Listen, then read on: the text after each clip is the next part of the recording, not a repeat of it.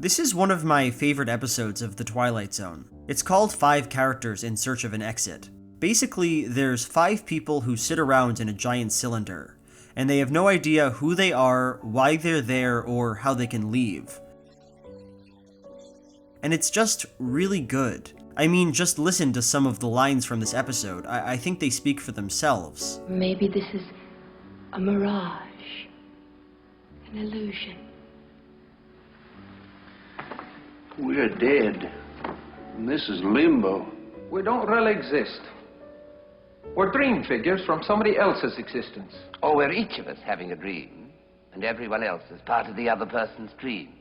That's this video. You are now exiting the Twilight Zone. 5 Characters in Search of an Exit is deeply connected to absurdism.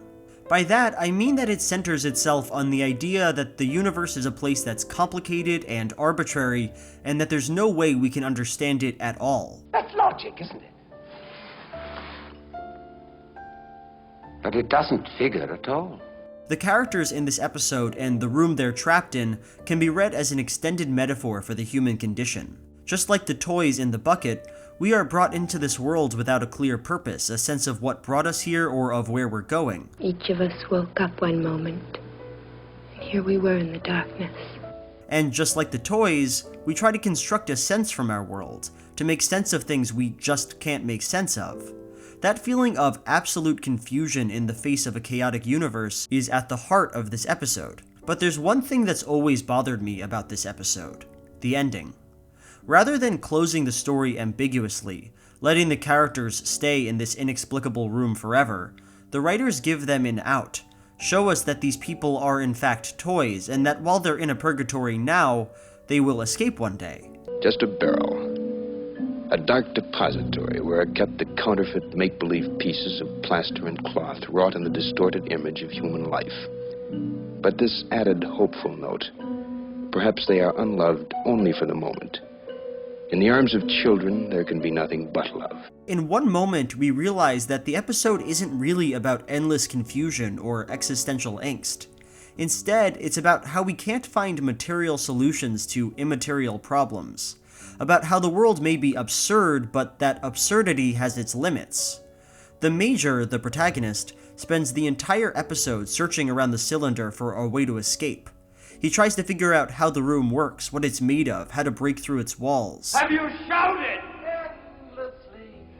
Well, have you pounded on the walls? He stacks up the others in the room, thinking that if they can make a tall enough stack, they can get out. But in the end, none of these practical solutions work. No amount of logic or planning can get him out.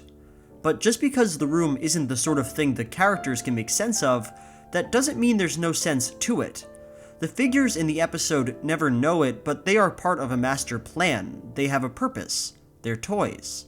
And to be clear, this is a religious message.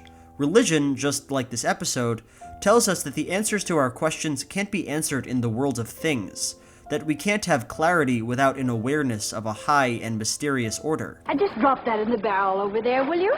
So we have a conflict here. On one hand, we live in the material world, and it's confusing and weird, but it feels like if we just try hard enough, we can maybe understand it a little bit. On the other hand, there's a spiritual world that exceeds any understanding we could possibly have. Bob, please don't try to find out anything more. Let's just keep going.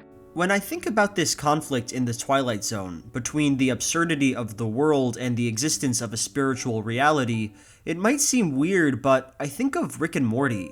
Because fundamentally, that's really what Rick and Morty is about, right? Look, me seeks are not born into this world, fumbling for meaning, Jerry! Rick is a character who, much like the characters from these episodes, sees himself as someone who can understand and control the world through material mastery. He sees himself and the universe around him as a big, absurd, random set of objects that can be manipulated, modified, and to some extent understood. Everything's on a cob! The whole planet's on a cob! Go! Yet, Rick faces a problem. Even as he sees the world as a function of arbitrary, meaningless mechanics, he's constantly confronted by the meanings of things.